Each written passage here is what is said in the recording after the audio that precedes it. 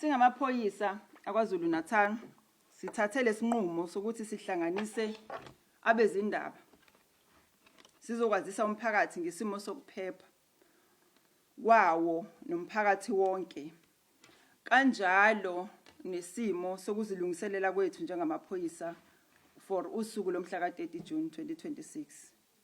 Iminyaka emibili ilandelana isifundazwe sakwaZulu Natal sibone ukwehla kwezibalo ze-contact crime. I-contact crime ke yilamacala afana nokushaya nokubamba inkunzi.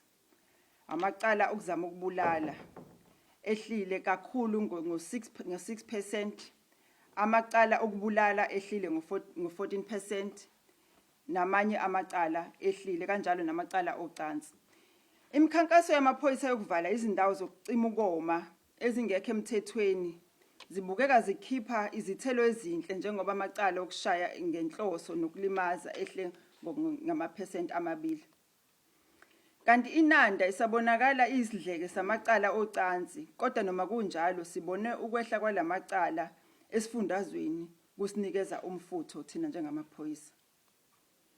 Ukwanda kokubonakala kwamaphoyisa kanye nokusebenza nezinhlaka zomphakathi ikakhulukazi i-Community Policing Forum ezinye zezinto ezisisizayo thina njengamaphoyisa ukugcina imiphakathi yethu iphephile. Kusuka ngoMarch ngoMbasa ka2020 ngoApril ka2026 2025 kuze kube manje amaphoyisa kwaZulu Natal abophe abantu abangu 189,843 ngamacala ahlukahlukene.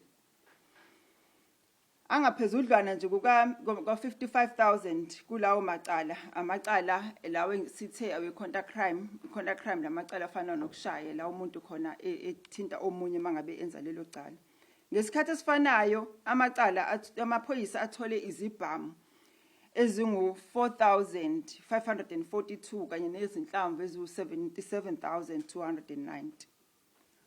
Ubugebengu obubhekiswe kubantu besifazane sibunaka kakhulu njengamaphoyisa. Kusukela ngoApril 2025, i-unit esibiza nge-FCS ebhekelele lamacala ibopha abantu abawu 7,026 kanti ngamacala okudlwengula nje kuphela.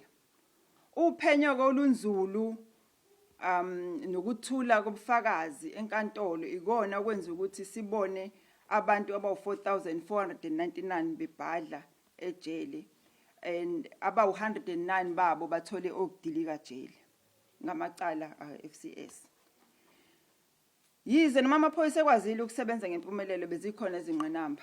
Kusukela ngoApril 2025 kuze kube manje amaphoyisa abhekane nesigameko zokudubulana nezigebengu or izigebengu zidubula amaphoyisa izigameko eziwu33. Kulezo zigameko kusale enkundleni izigebengu eziwu91. Bakhona ke baloku bekhala ngokuthi amaphoyisa aqinisa isandla kwaZulu Natal. Siyaqhubeka sakugcizelela ukuthi esigamekweni sokudubulana esisodwa kusuke kukhona amaphoyisa ngaphezulu kwamahlanu. Uma amaphoyisa angahle angethathi angadubuli back lokho kungaya ngokuthi ngabe manje kusukela ngalesa sikhathi sa-April kuze kube manje ngabe sedutshule yaphela wonke amaphoyisa kwaZulu Natal. Amaphoyisa azoqhubeka nokuqinisa ingalo yomthetho ngale kokusaba. Siyanxusa ke kodwa ukuthi abasolo uma amaphoyisa ibabopha abavele bazinikele emaphoyiseni. Odabeni labo kufika kuleli lasemzansi sifisa ukusho ukuthi ukuba eSouth Africa uba sezweni ngaphandle kwemvume ngaphandle kwamaphepha agunyazayo ukuthi ube eSouth Africa lokho kuyicala. Kusukela ngoApril again ngonyaka odlule sibophe abantu abawu 8,556 abaqhamuka emazweni angaphandle esibathole bela bengenazo izincwadi. Labantu sibabophile baqhamuka emazweni ahlukahlukene eAfrika kakhulukazi kodwa nakwamanye amazwe including nase-Europe. Sisekulo nje lolu daba amaphoyisa ayaqhubeka nokuqapha iMarch ama-March ekade enzeka na sesitholile futhi nokuthi kuzoba neMarch enkulu ngomhla ka-30 June.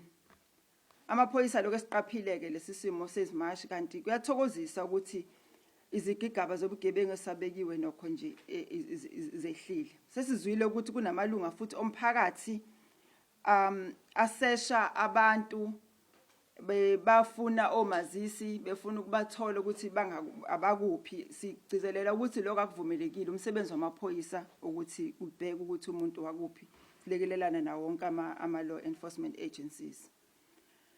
Amaphoyisa ke ngeke aze abe nozwelo kulabo bephula umthetho.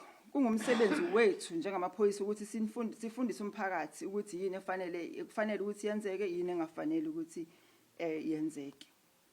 Okubalekile kunako konke kithi njengamaphoyisa ukuthi ukugwema ubugebengu. Emzameni yalokho sihlanganile nezinhlaka ezehlukene ezihlela lo khukhulela ngoqo wemarch ngomhla ka-30. Basiqinisekisile ukuthi imarch or ama-march azokwenzeka endaweni ehlukene azoba nokuthula. Amaphoyisa azoqinisekisa uzinzo la KwaZulu Natal kanye nokuthula emphakathini. Lokho kuzobonakala ngendlela esizotshala ngayo amaphoyisa. Sizoba namaphoyisa esizowatshala endaweni ezehlukahlukene. Futhi ke kusemahlombe abahleli bemarch ukuqinisekisa ukuthi kukhona ama-marshals akuyiwona azoqapha ukuthi bonke abantu bamarshal akufanele bemashe khona njengalokho kuzovunyelwana ngakho. Umthetho ke we-regulations of gatherings act unqanda ababhekisha ukuthi uma bemasha bangaphathi izikhali ezifana nezibhamu, izikhali ezi-dangerous. Futhi baphinde banqanda umthetho we-dangerous weapons ukuthi bayiphathe lezo izibhamu amamini izikhali ezilimazayo. Izinhlelo ke ngalembhikisho sezivuthiwe kanti nezindawo ezizoba nomsindo o indawo la esitsheliwe khona ukuthi kungenzeka ukuthi kube nezinto ezenzakalayo amamashi sesiyazazi. Amaphoyisa azosebenza esebenzisana nokubambisana nezinye inhlaka zikahulumeni ku-Prof Joints seyinazo izinhlelo zokusebenzisana ezibekiwe and lezi inhlelo zenzelwe ukuthi kube nozinzo esifundazweni saKwaZulu Natal ngomhla ka-30 noma einsukwini kuya kumhla ka-30 ngawo umhla ka-30 nangale kumhla ka-30. Amaphoyisa ethu ezobunhloli asebenza kanzima ukuthola ukuthi yini enye abayihlelwayo emphakathini.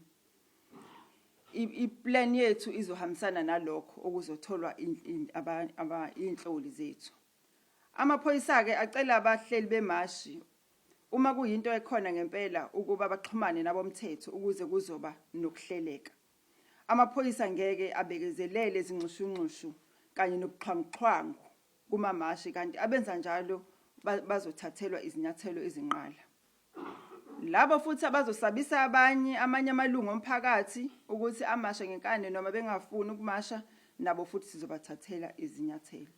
Kuyilungelo la wonke umuntu ukumasha kodwa futhi ongafuni ukumasha ungafuni ukuba ingxenye yemarch akaphoqelekile. Laba bazokuza ke emamashini ngenhloso ukuthi bazophazamisa bazofuna ukwenza ubugebengu becashe ngemarch nabo bazobhekana nengalo yomthetho. Siyaqhubeka ke nokukhuluma nabahleli bemarch ukuze sithole ukuthi yini abayihlelayo nokuthi sizosebenzisana kanjani.